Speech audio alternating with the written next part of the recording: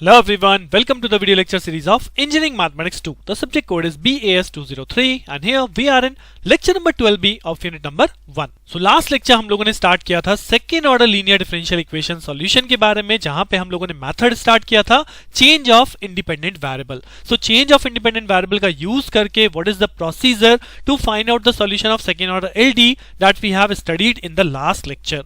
In this lecture same topic पे बात करने वाले हैं, second order linear differential equation solution ही कैलकुलेट करेंगे by the same method change of independent of variable. So एक और सॉल्यूशन यहां पे करते हैं सो दैट आप लोगों का कॉन्फिडेंस और इंक्रीज हो जाए और आप लोग पेपर में श्योरली इस क्वेश्चन को अटेम्प्ट करके आएंगे, right. So here is the question number 2 based on the same topic that is solved by changing the independent variable and this is the given question. So what is our procedure? Procedure से सबसे पहले हमें d2y/dx² के coefficient को क्या बनाना है, 1 बनाना है, जो कि ऑलरेडी है, नो प्रॉब्लम. उसके बाद इसे स्टैंडर्ड इक्वेशन से कंपेयर करते हैं. तो स्टैंडर्ड इक्वेशन क्या थी, d2y/dx² plus p dy/dx plus का qy is equal to r. तो जैसे हम इसे कंपेयर करेंगे, ये p किसके इक्विवेलेंट आ रहा है, 3 sin x minus cot x. तो p is equal to 3 sin x minus cot x. q किसके इक्विवेलेंट आ रहा है, दैट इज y के कोफिशिएंट के, y का कोफिशिएंट क्या है, 2 sin square x. तो q is equal to 2 sin square x and on the right hand side r. तो r says e to the power minus cos x and sin square x. So first step d2y/dx² coefficient compare किया, 1 है, no problem. Second step straightforward comparison किया, we got the value of pqr.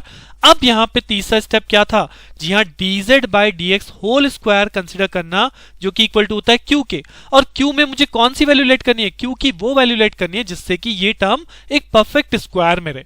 अब अगर मैं q यहां पे given है 2 sin square x और इसे एज इट इज यहां लिख देता हूं, तो what is the value of dz/dx become, it become under root of 2 sin x. But मुझे q को इस तरह से सिलेक्ट करना है कि यहां पे परफेक्ट स्क्वायर बना रहे, तो I will select only and only sin square x, so that what is the value of dz/dx become, dz/dx become ultimately sin of x. यानी यहां पे कोई रूट टर्म नहीं आएगी, we will consider only the perfect square term from this q factor, right. So dz/dx become sin of x. अगर हम इसे integrate करें तो what is our z, z की वैल्यू हो जाएगी माइनस ऑफ cos x. तो z यहां पे हो गया minus of cos x integration करने पे, और अगर इसे डिफरेंशिएट कर दें यानी d2z/dx² कैलकुलेट करें तो ये हो जाएगा cos of x. So this is the third step, calculation of dz/dx whole square is equal to choose q such that कि यहां पे परफेक्ट स्क्वायर रहे. जिस बेसिस पे हमारा z आ गया, इसी बेसिस पे हमारा डबल डेरिवेटिव आ गया और dz/dx तो हमें मिल गया. Now the fourth step is now calculation of p1, q1 and r1. तो p1 की कैलकुलेशन का फॉर्मूला है d2z/dx² plus p dz/dx divide by dz/dx whole square. So what is our double derivative, double derivative हमें मिला है cos of x. तो यहां आ गया cos of x plus what is the value of p की value 3 sin x minus cot x. तो ये हो गया 3 sin x और cot को क्या बोलते हैं, cos divide by sin, right. और मल्टीप्लाई में dz/dx, तो dz/dx हमने लिया sin of x, तो ये हो गया sin of x divided by dz/dx whole square, यानी ये हो जाएगा sin x होल स्क्वायर. अब अगर इसे सॉल्व करें तो यहाँ पे जब मल्टीप्लाई करेंगे sin x से sin x कैंसिल आउट होगा, ये टर्म जो बचेगी क्या बचने वाली है, माइनस cos x. तो cos x कैंसिल आउट हो जाएगा और ये टर्म मल्टीप्लाई होकर बनाएगी 3 sin square x और नीचे भी क्या है sin square x. तो अल्टीमेटली ये वैल्यू आने वाली है आपकी 3, right. Similarly we can find out the value of q1 जिसमें q अपॉन दिस होता है. तो q की वैल्यू हमारे पास है, q इज इक्वल टू था 2 sin square x divided by dz/dx whole square यानी sin x होल स्क्वायर. तो अल्टीमेटली फिर से sin square x cancel out हो गया, वैल्यू हो गई 2. और r1 सिमिलरली कैलकुलेट होगा r divide by dz upon dx whole square. तो r की वैल्यू थी e to the power minus of cos x sin square x. तो divide by this sin x whole square. So ultimately sin square x cancel out हो जाएगा, this become e to the power minus of cos x. तो we have calculated p1, q1 and r1. और जैसे ही p1, q1, r1 मिल गया, I can write down the next equation that is d2y upon dz² plus p1 dy by dz plus q1y is equal to r1. जिसके लिए हम equation लिखेंगे तो क्या बनेगी, d2y over dz². p1 की value हमारे पास आई है 3, तो this become 3 dy by dz.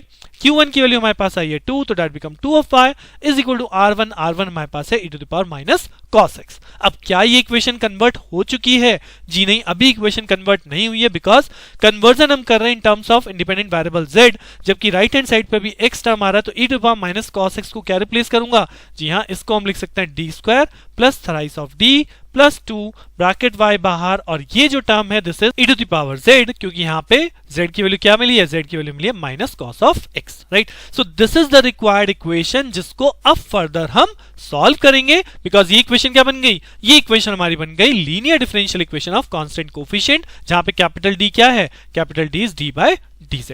तो अब इसे सॉल्व कैसे करना है? सॉल्व करने के लिए वही सिमिलर स्टेप, सबसे पहले आप CF फाइंड आउट करते हैं। CF के लिए ऑक्सिलरी इक्वेशन के लिए यहां बन जाएगा m² + 3m + 2 = 0, जिसके रूट्स क्या आएंगे -1 and -2। So based on the root I can write down the CF, that is C1 e to the power -z + C2 e to the power -2z। और similar part second part is PI calculation के लिए same लिखते हैं 1/d² + 3d + 2 e to the power z। तो यहाँ पे exponential term लग रहा है, exponential e to the power az, तो d is replaced by a की वैल्यू यहाँ पे 1 है, 1 को रिप्लेस करेंगे तो 1 + 3 + 2 कितना बच्चा है 6। तो that means there is no case of failure, so PI is 1/6 e to the power z। So what is the complete solution? Complete solution is C1 e to the power -z + C2 e to the power -2z plus of e to the power z by 6, जिसे ultimately z को आपको वापस x की term में convert करना पड़ेगा। तो -z is e to the power cos x, -2z यानी 2 cos x, और e to the power z यानी e to the power -cos x divide by 6, because यहाँ पे z की वैल्यू क्या है, z is equal to -cos x, right. So question में देखिए, क्वेश्चन में केवल आपको प्रोसीजर, जो मैं लास्ट लेक्चर में बोल रहा था कि जब हम प्रोसीजर को देखते हैं फर्स्ट टाइम तो माइट भी आपको लगेगा कि हाँ ये P1 Q1 R1 के फॉर्मूले बहुत टिपिकल हैं, कैसे मैं याद रखूं।